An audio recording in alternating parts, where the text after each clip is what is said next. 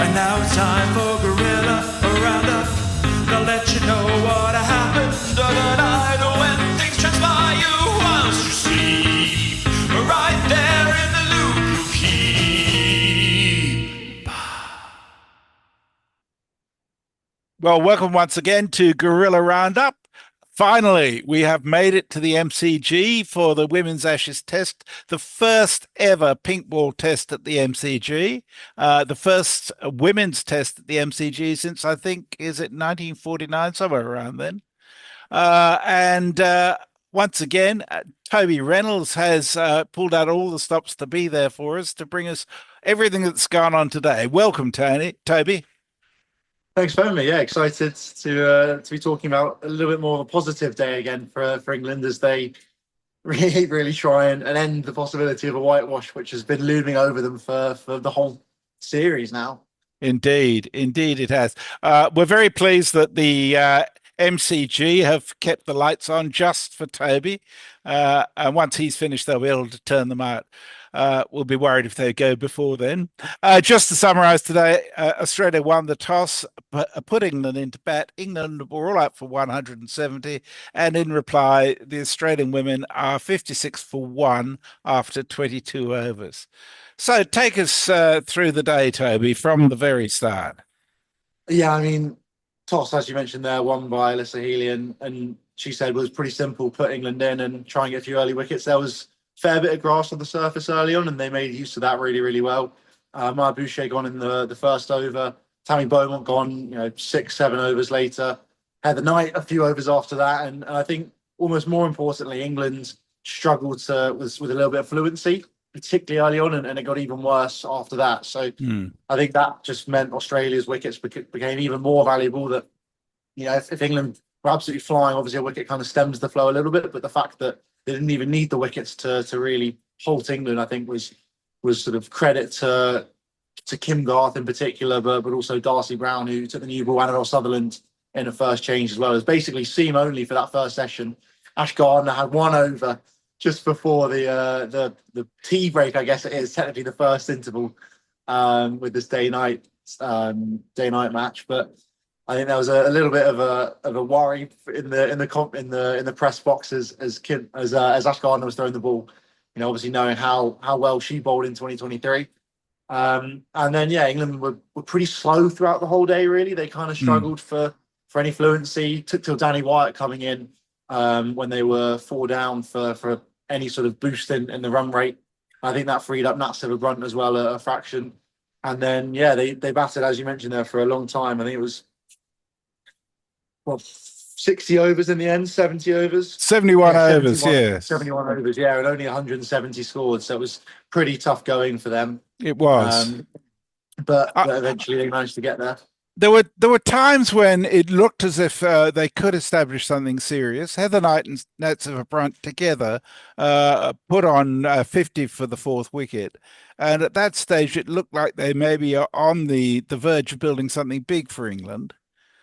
Dunkley, I think it was, but the two of them really looked good. It was stodgy. Yes. They weren't particularly fluent, which I guess is the one thing. They batted for over 20 overs together and only put on 50. So it wasn't particularly quick going. I think obviously with 3 pretty early wickets and the ball still moving around on 15, 16 overs in, I think they were they batted very sensibly, which I think was good to see. There weren't too many chances. A couple maybe slightly erratic swings from Dunkley in particular, and one stumping opportunity where Alana King, I think, showed how dangerous she was going to be later on. Yes. Which did both Dunkley and Beth Mooney behind the stumps as well with a lovely piece of bowling. So I think that was kind of maybe a little bit of foreshadowing for what was going to come later. But those two I think were, when they were at the crease, it felt a lot more stable. And then Dunkley just didn't quite throw a wicket away, but kind of just chipped one straight back to Alana King for her first of the day. And then sort of, as you mentioned, Danny Wyatt came in and got going again with Sciver-Brunt, but she didn't last too long, but piled on a few more runs. They almost added 50 between them, I think. And then Alana King, the big wicket really, where Sciver-Brunt went just after the dinner break. Yes. and that was always going to be it. Once Nat Silver was out, it was always going to be pretty tough going. Silver Um, Nat Silver actually looked beautiful while she was in. She didn't play yeah, a lot of false shots. But it has to be said that Alana King had a massive impact. It was like it was a coming of age for her. She's only got 4 Test wickets before this match. She's got 4 in this innings, and she bowled beautifully from the Shane Warne stand end. Shane Warne being her inspiration seemed sort of appropriate. yeah, she was brilliant. Just bowled 23 overs, pretty much on the bounce. I think she said in the press conference after that Alyssa Healy sort of was trying to take the ball away from her, and she was just like, "No, no chance. This is coming out too nicely. There's no way you're taking the ball out of my hands." So she was, I think, feeling very, very good, very confident. Obviously, she's going to be disappointed that she didn't get a five for, but I think that's not going to take away anything from her, and the fact that how well she did bowl here, and she's got a second innings where she can maybe add a few more wickets to that tally. Yes, indeed. Um, and so we got to the end of the innings. I think it's worth noting too that apart from the 4 wickets that Alana King took, uh, we had 2 each for Grath and Darcy Brown, a single one for Ashley Gardner, who only bowled 10.5 overs, but I thought she bowled beautifully as well. Yeah, she bowled Um, nicely. I think that the sort of how little she bowled is almost credit to the other three rather than any sort of anything on her. I think she did bowl very nicely, but when you had Alana King yeah, going so well from one end, you kind of want a bit of see maybe from the other side. I think Darcy Brown in particular, the extra pace she has was definitely used. A few sharp bounces in there. She should have rushed Heather Knight a little bit early on, and then when they got towards the back end and the tail, she was sort of dragging a few in, trying to get a bit of bounce out of the wicket, which she managed to get. it's remarkable, really, when you consider that Australia left out Megan Shute, so that they end up with Talia McGrath batting at number 8, and neither McGrath nor Perry had to bowl at all in the first innings. It's a bit scary for England from here on in, I think. Yeah, it's going to be a long day tomorrow. I think early wicket's going to be crucial. The ball's still not too old. I mean, hour and a half they bowled for, what was that, 22 overs. It's kind of all right. I think Yeah, that's a run that it's maybe going slightly old, slightly quicker because the way that Lauren Filer in particular bowls, she obviously hits the deck really hard, which kind of takes a little bit out of the ball. But I think if they can get a few early wickets tomorrow, and then I think probably Sophie Eccleston's going to be pretty useful, pretty key.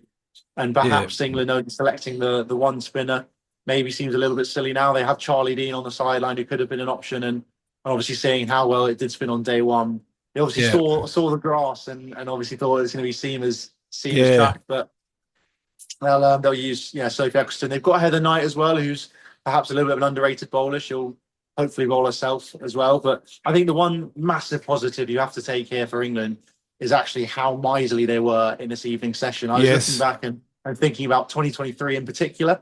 That sort of evening on day 3, just after England piled on about 400 in a day and a half. Australia were sent out to bat, and they scored 83 in just 19 overs, absolutely flying along. Litchfield and Mooney, I think it was at the time, yeah. just pretty poor bowling from England. And you compare it to how they bowled this time, and it was just so much more control within it. Obviously, Bell and Filer had another couple of years experience in them. No Kate Cross this time, but it didn't really matter. They bowled so much better. They And did. they only Although missed I the felt the first eight last from the 20 first minutes or 19. so, the breaks were coming off a bit. Yes, I yeah. must say, Felt like I three or thought, four overs in a row. yeah, I thought Lauren Bell bowled beautifully, actually. 8 overs, 1 for 21. She was hugely impressive, I thought.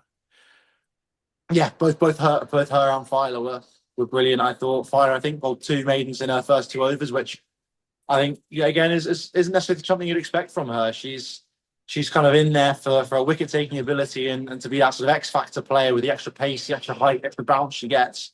And the fact that she's now bowling with so much control compared to where she perhaps was when she first burst onto the scene two and a half years ago, I think is yet again another really impressive sort of feature and development that she's obviously had over the last couple of years.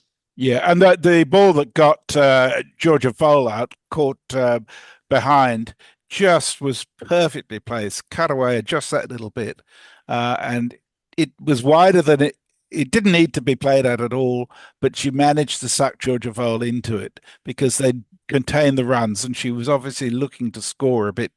And yeah, it worked really well, I thought.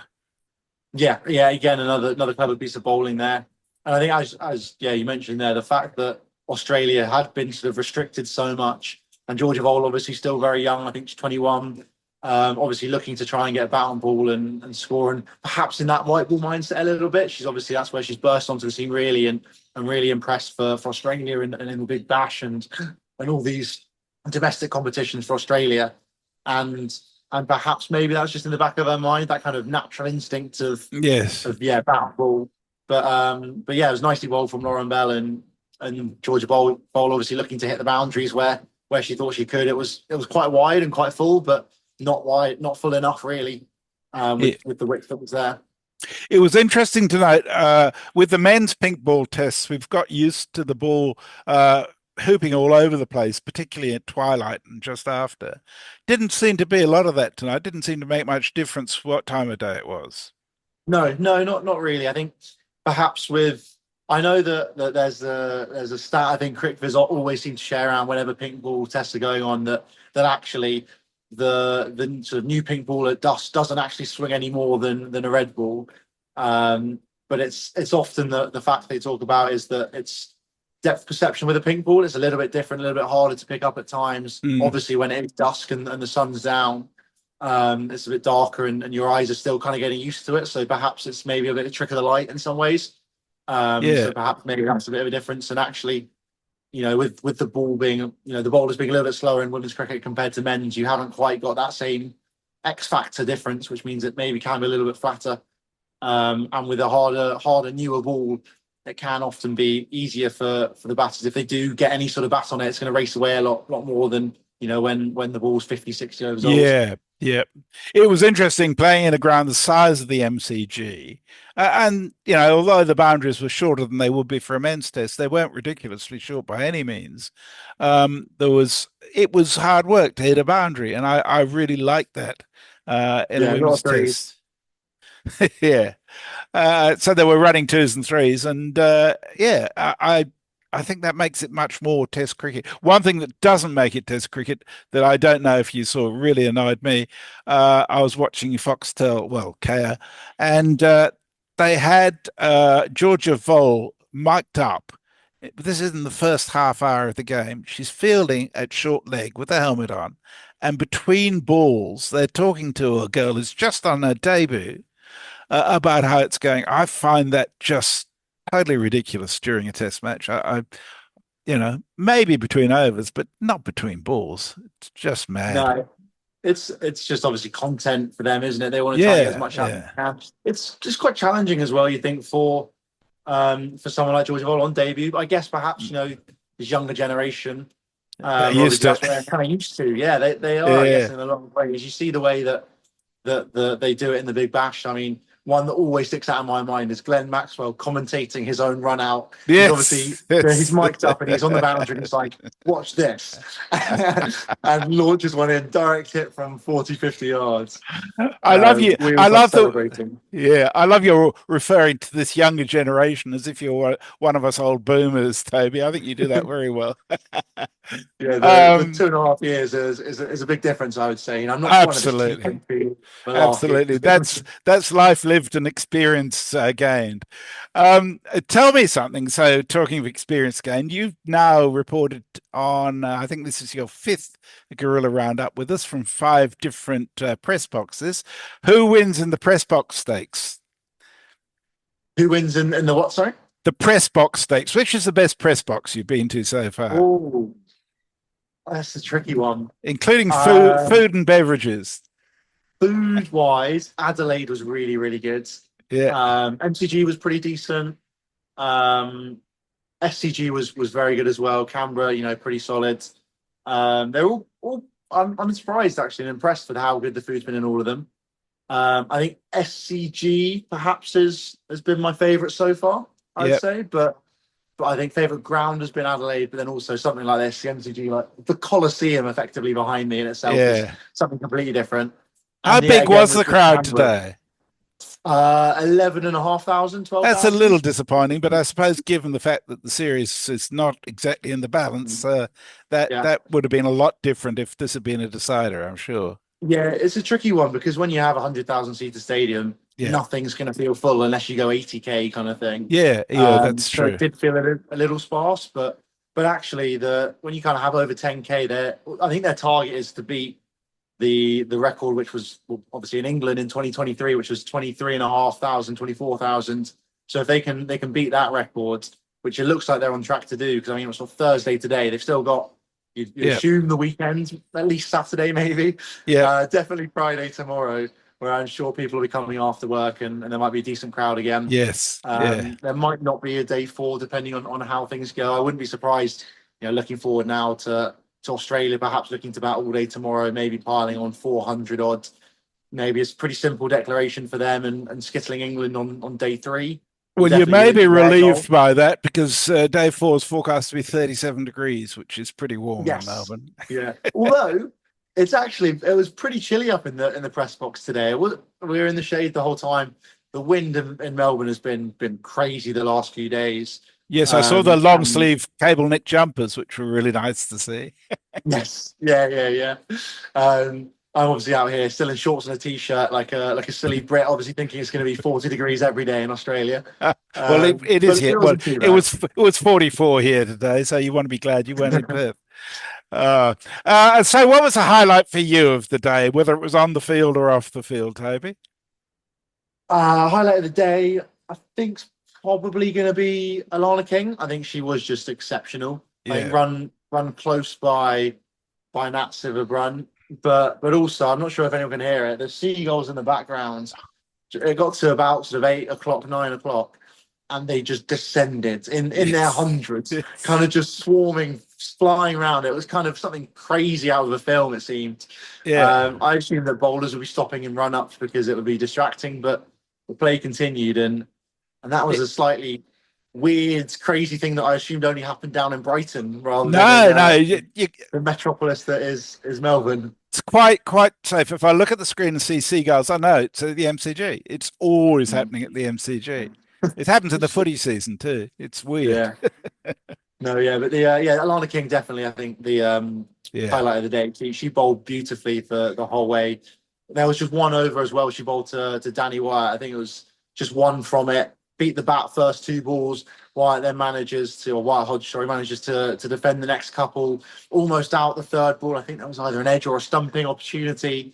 And then manages to prod one out to the covers for the 6th ball. And I think that again just sums up Test cricket and actually how good the day was today. Wyatt Hodge had been very fluent and very aggressive throughout. Had to just dial it back in for this one over, or for at least when she was facing Alana King, because the bowling was so good. Yeah, I agree entirely. Was there anything else to come out of the post-match conferences? Nothing major, I don't think. I think Nat Silverbrun was kind of discussing perhaps a little bit disappointed the England side were with their batting, but how happy they were, in particular with the bowling and the amount of control they had. And then obviously Alana King talking about her bowling. And just how it's coming out so well and how she didn't want to give it up. Any news on Elise Perry? She injured her shoulder and didn't bat today. She should be okay and tomorrow. I think she was able to come out on the field at number 3 if she wanted to, but she was still getting a little bit of treatment. So I think they thought, might as well leave it. And they've got such a long lineup. I mean, I think Healy's carded perhaps to come in at 5, or what would have been 4 is now 5. McGrath down at 8. Sutherland obviously boosted up, but they've still got Beth Mooney, who has been the player of the series so far, as well. So they've got a lot of batting to Mooney coming in at 6 is pretty intimidating, isn't it? It's going to be a tricky day for England tomorrow. Indeed. Okay, well, thank you very much for that, Toby. We'll look forward to an update from you tomorrow night. Enjoy tomorrow, and maybe you'll have a better day for England than you have so far in this series. Fingers crossed. Fingers crossed. We'll see you guys tomorrow. Thanks, Toby. And now it's time for Guerilla.